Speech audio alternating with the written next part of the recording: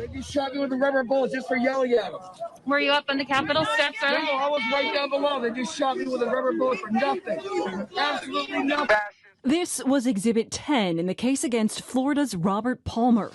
This is the United States of America. This is what our country's doing to its citizens. And that was Exhibit 9.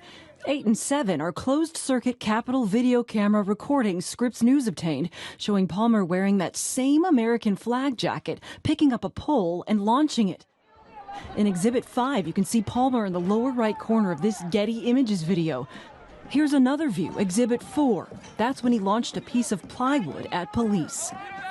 Each video an important piece of evidence in Palmer's case. If the government is using evidence to keep people in jail, then the public has an extreme interest in seeing what that evidence is. Chuck Tobin is one of the attorneys who represents Scripps News and a coalition of journalists from more than a dozen organizations, including the New York Times, the Wall Street Journal, and the Washington Post. He worked to get video evidence from 166 cases released.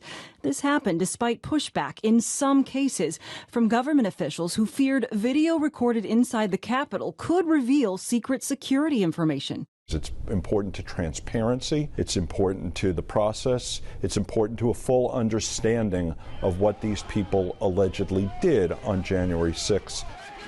Palmer's prosecution ended with 63 months in prison. That's more than 5 years after he pleaded guilty to assaulting, resisting, or impeding officers using a dangerous weapon.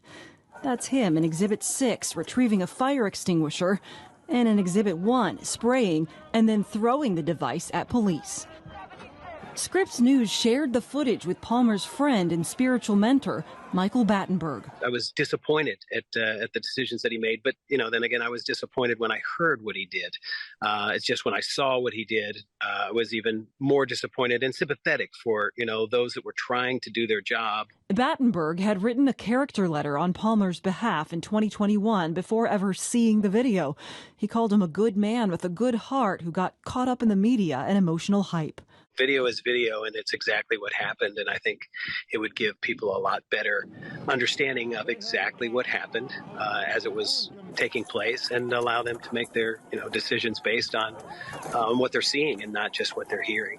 In a handwritten letter to the judge, Palmer himself offered his sincere and deepest apologies and declared that he was, quote, lied to by those that at the time had great power, meaning the then sitting president, as well as those acting on his behalf. The Department of Justice says at least 192 people have been sentenced to periods of incarceration related to their criminal activity on January 6th. And we have video from many. That includes this footage of Thomas Webster, who received a 10-year prison sentence. He used a metal flagpole to attack a police officer. And this is the footage from the body camera that was strapped to former D.C. police officer Michael Fanone as he was being attacked. Without it, I don't believe there would have been any criminal prosecutions. Rioters dragged Fanone into the crowd and started beating and tasing him. They knocked Fanone unconscious. The likelihood of identifying the people that were there that day is virtually zero without that evidence. 2 of his accused attackers received more than 7 years in prison. Those images tell the true story of what happened on January 6th. And they show the savage brutality of that day for what it was. As these cases continue to move forward, attorneys are still working to make sure all of this video evidence is available to the public. According to the Department of Justice, more than 950 defendants have already been arrested, and at least 351 federal defendants have been sentenced for their criminal activity on January 6th. I'm Jane Gliha, Scripps News, Washington.